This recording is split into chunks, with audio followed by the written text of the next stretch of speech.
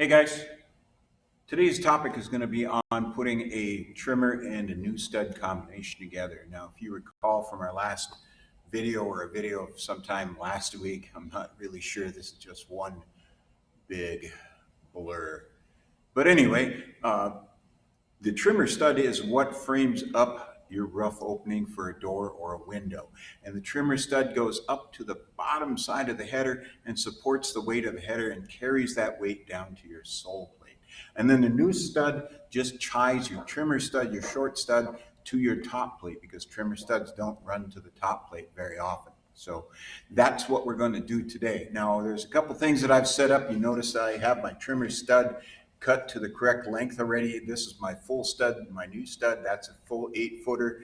This one I cut to fit a 6'4" high door. Now, most doors, if I were commercially to buy a door, they're usually 6'8" in residential. But because we're building a shed and I'm going to end up building my own doors, I figured I could make this thing any size I wanted to. I figured 6'8" is going to be a little tough to get it underneath that gambrel roof and still have a little bit of room for the rafters. And just thought, most people can get through a 6'4" high door. Now, I did not cut this new stud to 6'4" because this stud and my full 8-footer have to sit on top of my sole plate, which is a 2x4 that runs across the bottom of the wall system. So that 2x4 is 1.5 inches thick. So in order to have this trimmer stud with that sole plate be 6'4", the header 6'4" off of the floor, I had to cut this down to 6'2½". So 6'2½ plus that 1.5 inches for the sole plate gives me a 6'4" rough opening.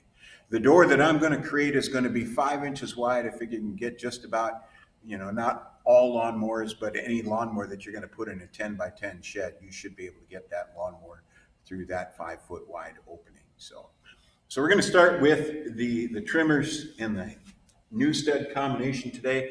I already have these crowned. I don't know if you can see that I have the crown on my trimmer stud running this direction, the crowns on my new stud running this direction. So when I fold this trimmer stud on top of my new stud, the crowns are running the same way. Just like we've taught you since day one, make sure that your crowns are running the same way.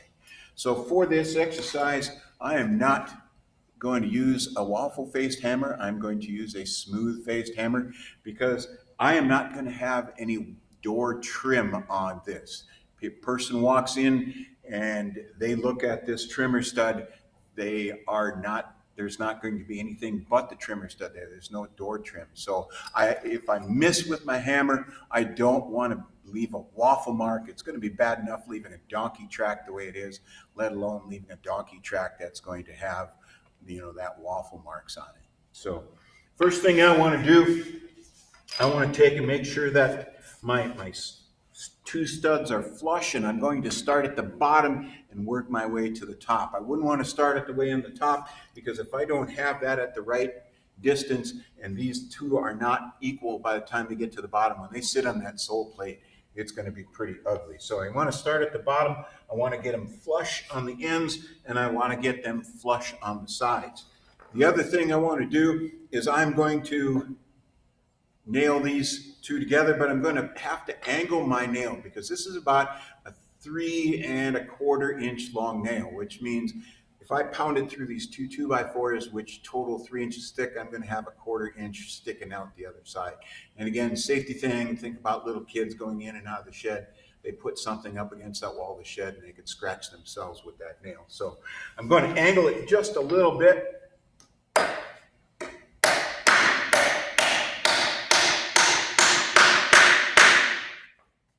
And I double check on the back side, and sure enough, I did not pop through there. And I did miss once. I have a little donkey track there, but that's not so bad. Now, as I work my way up, I'm going to stagger my nails. About every foot I'm going to put a nail, and I'm going to stagger it. So I've got one nail kind of on my left side of the 2x4. I'm going to take the next one. I'm going to take it over and put it on the right side of my 2x4. I'm going to get it started.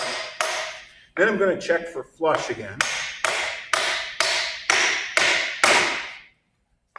And then I'm just going to repeat that pattern all the way to the top, just kind of staggering back and forth, put a nail in about every foot, have it a little bit of an angle.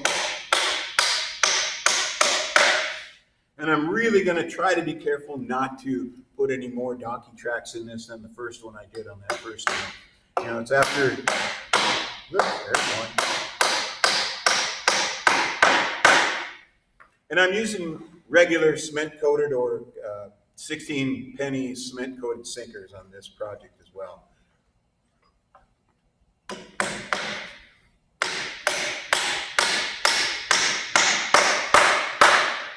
All right, so you notice that I'm working my way up, and as I'm working up, I am pulling any bow out of these two so that the two edges of this board should be flush by the time I get to the top of my top plate here. So we'll finish this up real quick.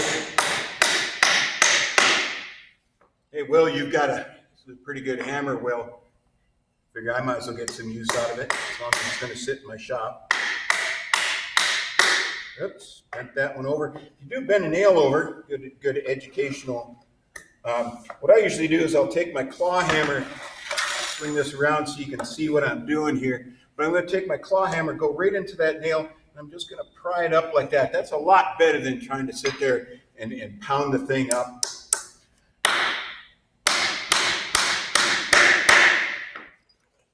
See, if you're ever going to get to that situation, just take your claw hammer and instead of trying to pull it that way, just pry it up that way. A lot easier, a little quicker. All right, so I got about 2 nails I want to put in here yet.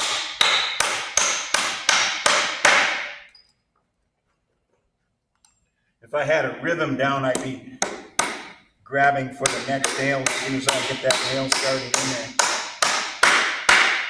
All right, and if I wanted to, I could put a second nail at the top here.